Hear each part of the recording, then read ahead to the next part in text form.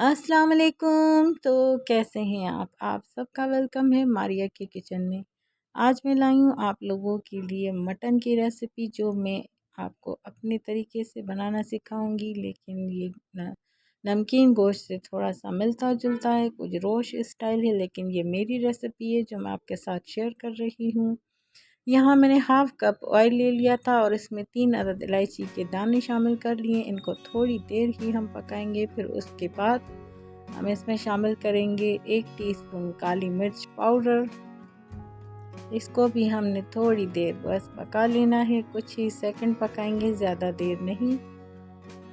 और फिर मैं इसमें शामिल कर दूंगी हाफ़ केजी मटन।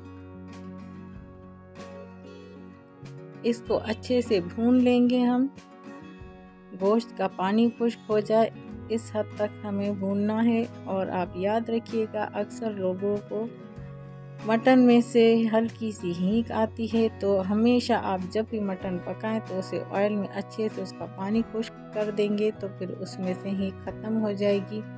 यहाँ मैंने नमक हस्बे ज़ायका शामिल कर लिया है और 1 टीस्पून हल्दी शामिल कर ली है।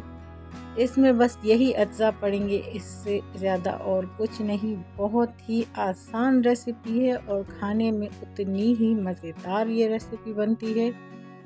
आप ज़रूर ट्राई कीजिएगा ये मेरे स्टाइल से बना हुआ मटन।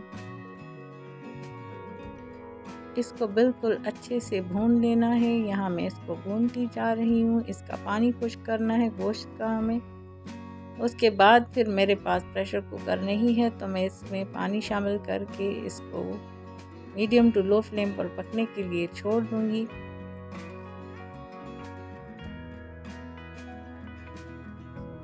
या इसका पानी खुश्क हो चुका। अब मैं इसमें पानी शामिल कर रही हूँ, जो मेजरमेंट वाला कप होता है मैं उससे शामिल कर रही हूँ। यहाँ 3 कप में भर के पानी की शामिल कर रही हूँ और इसे छोड़ दूँगी अब मैं पकने के लिए। इतनी आसान रेसिपी आपने पहले कभी नहीं बनाई होगी और बहुत ही लजीज बनती है ये।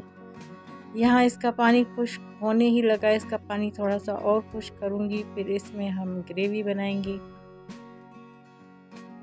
गोश्त भी हमारा बिल्कुल गल चुका है और ये अब बिल्कुल देखिए कितनी झटपट से रेडी हो चुका है, बहुत ही कम अज्जा में।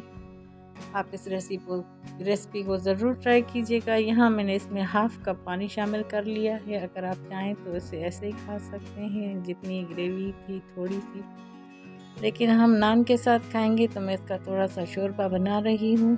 और अब मैं इसको लो फ्लेम पर दम की आंच पर रख दूँगी, इसका ऑयल ऊपर आ जाए। यहाँ देखिए इसका ऑयल ऊपर आ चुका और मैं इसे डिश आउट कर चुकी। अब इसके ऊपर मैं थोड़े से ब्लैक पेपर और गार्निशिंग में शामिल कर रही हूँ। आप चाहें तो इसके ऊपर हरी मिर्चें भी बारीक कटी हुई शामिल कर सकते हैं और थोड़ा सा हरा धनिया भी। आप ये रेसिपी एक बार ज़रूर ट्राई कीजिएगा। वैसे तो आपने पेशावरी नमकीन गोश्त खाए होंगे, लेकिन इस रेसिपी की बात ही कुछ अलग है। ज़रूर ट्राई कीजिएगा और अब मुझे दीजिएगा इजाज़त और मुझे अपनी दुआओं में भी याद रखिएगा। मैं भी आप सब बहन भाइयों के लिए बहुत दुआएं करती हूँ। आप लोग मेरा इतना साथ देते हैं। अल्लाह पाक आप सब लोगों को हमेशा खुश रखे, आपकी जायज़ हाजात पूरी करे। आमीन सुम्मा आमीन। चले जी, अब मैं चलती हूँ, मिलती हूँ मैं आपसे अपनी अगली रेसिपी में बहुत ही जल्द मारिया के किचन में। तब तक के लिए मेरी तरफ से सबको अल्लाह हाफिज़।